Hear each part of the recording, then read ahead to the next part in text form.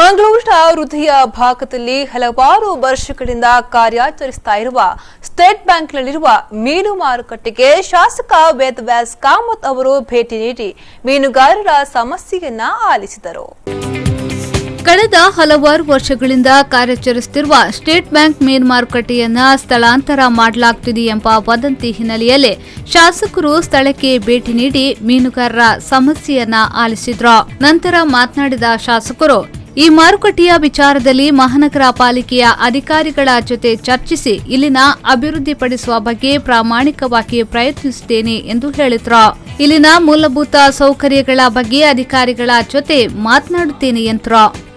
ಎಲ್ಲ ಅಧಿಕಾರಿಗಳೊಂದಿಗೆ ತಕ್ಷಣ ಇದರ ಬಗ್ಗೆ ಏನನ್ನು ಸರಿಪಡಿಸಬಹುದು, ಯಾವ ರೀತಿಯಲ್ಲಿ ಇದನ್ನು ಸರಿಪಡಿಸಬಹುದು ಮತ್ತು ಅವರಿಗೆ ಅವರ ಮನಸ್ಸಿನ ಏನು ಒಟ್ಟು ಇಚ್ಛೆ ಇದೆ ಆ ಪ್ರಕಾರ ಮಾಡಬೇಕು ಅಂತ ಹೇಳೋ ದೃಷ್ಟಿಯಲ್ಲಿ ನಾನು ತಕ್ಷಣ ಅಧಿಕಾರಿಗಳಿಗೆ ಕರೆದು ಅದರ ಬಗ್ಗೆ ಸೂಕ್ತವಾದ ಕ್ರಮವನ್ನು ಕೈಗೊಳ್ಳುವ ದೃಷ್ಟಿಯಲ್ಲಿ ನಾನು ವಿಶೇಷವಾದ ಮಹತ್ವವನ್ನು ಈ ಕೆಲಸಕ್ಕೆ ಕೊಡ್ತೇನೆ.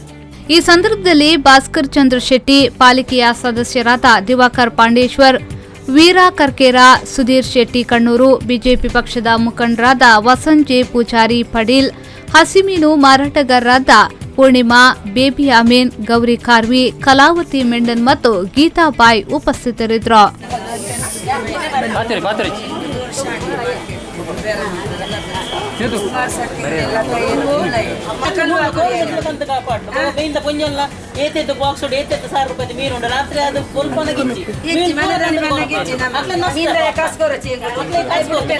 ನಾಗೇಶ್ ಕಾವೂರು, ವಿ4 ನ್ಯೂಸ್ 24/7 ಮಂಗಳೂರು.